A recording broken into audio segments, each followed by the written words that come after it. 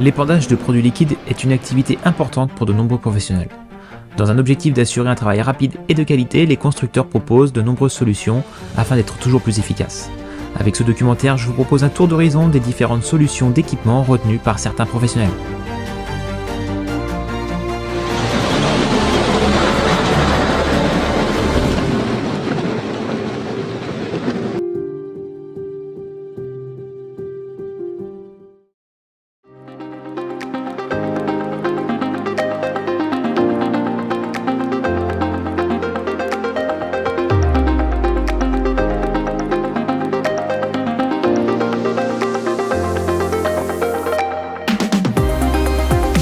Débutons ce reportage avec un ensemble à la conception unique. Cette tonne SG de 23 000 litres du fabricant danois Samson se veut conçue spécialement pour le classe Xerion avec son attelage par col de cygne. Ainsi, l'ensemble devient un automoteur à part entière.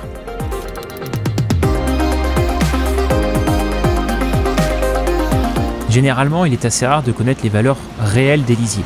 Cependant, des valeurs moyennes d'effluents de bovins sont généralement comprises entre 2 et 3 unités d'azote totale par mètre cube. Concernant l'azote ammoniacal, celui rapidement disponible pour les plantes, il peut représenter jusqu'à 40% de l'azote total présent dans un mètre cube de lisier, et ce, d'après l'Institut de l'élevage. 2 minutes 35 se sont écoulées depuis le début du pompage, la tonne est pleine, il est temps de repartir au champ.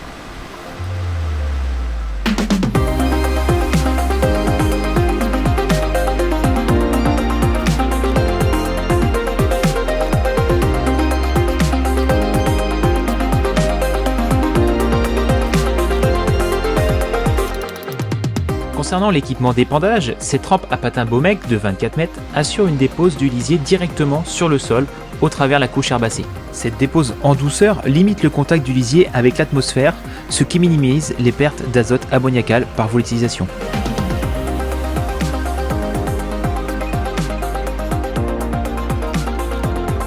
De plus, la couche herbacée n'étant pas salie par le lisier, un retour au champ des bovins pourra être programmé plus rapidement que sans cet équipement.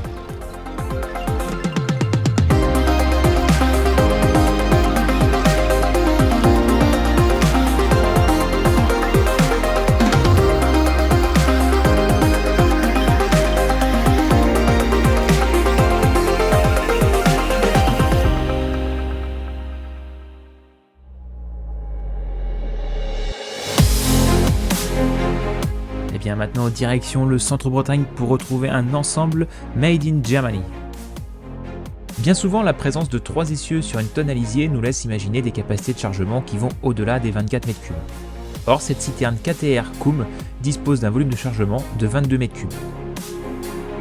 Ce plus faible volume utile, associé aux pneumatiques largement dimensionnés présents sur le tracteur et sur la tonne, associé au télégonflage, permet de limiter l'impact du tassement superficiel sur le sol.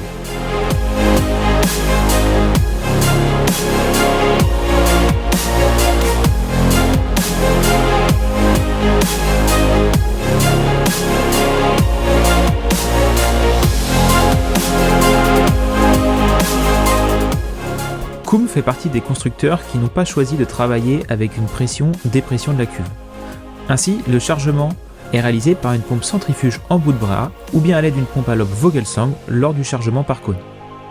C'est cette même pompe d'un débit de 9 m3 minute qui œuvre pour la vidange de la citerne.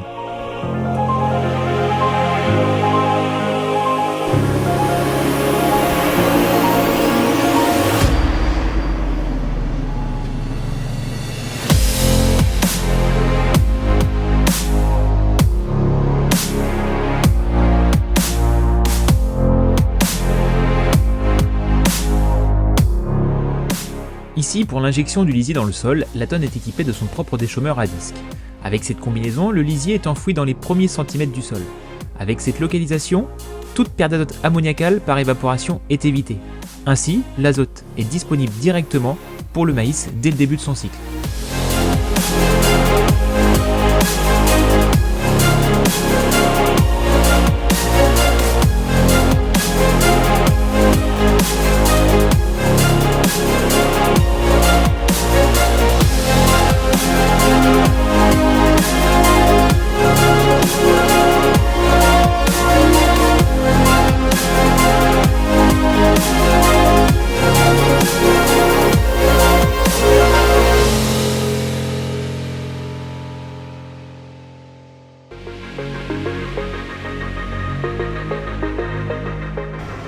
retour d'un carrefour, un ensemble m'interpelle.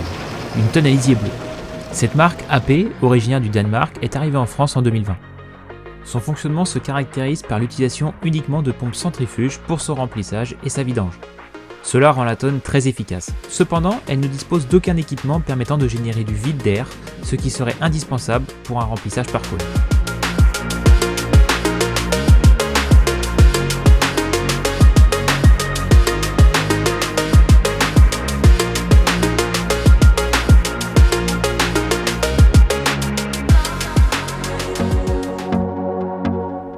Avec ce nouveau chantier quelque peu singulier de vidange de lagunes, on y retrouve la marque Garant.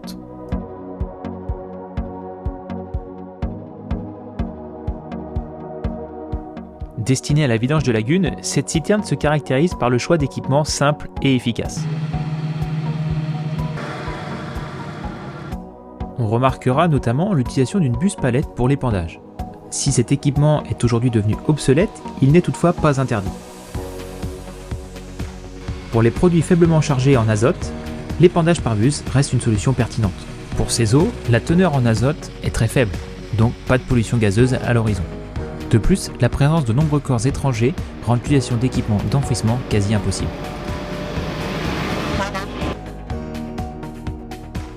Sur cette tonalisier donc, le remplissage est assuré par la mise en dépression de la cuve à l'aide d'un compresseur à lobe Jurop. Ici, présent en bout de bras, ce n'est pas une pompe centrifuge mais un accélérateur de flux. Ainsi, les 20 ml de la tonne sont remplis en un peu moins de 2 minutes.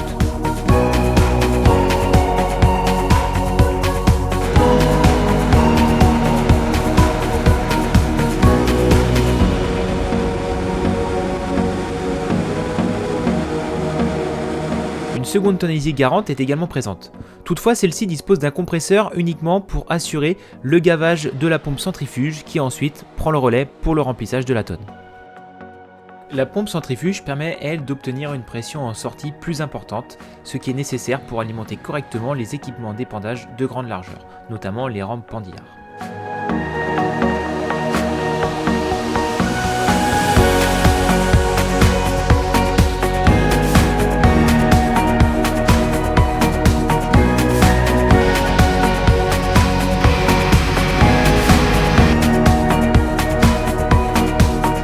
Ainsi, durant ce tournage, j'ai pu découvrir une logistique et une rigueur imposées à des prestataires en charge de l'épandage, et ce afin de répondre aux normes environnementales liées à ce type de produit.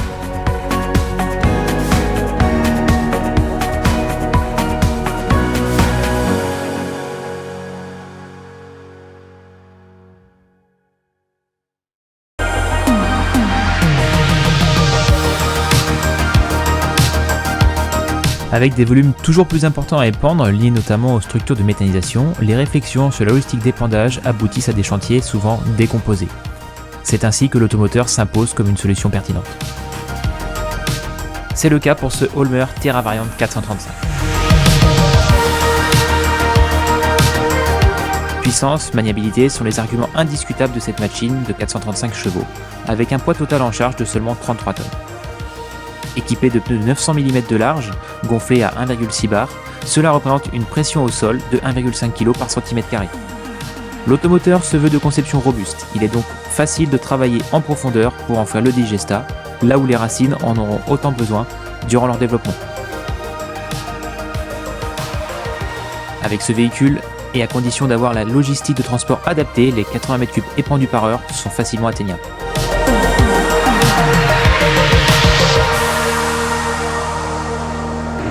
Pour le transfert du lisier, c'est ici une pompe à lobe Vogelslang qui est en charge de ce travail. 1 minute 44 sont nécessaires au remplissage et à la vidange de l'automoteur.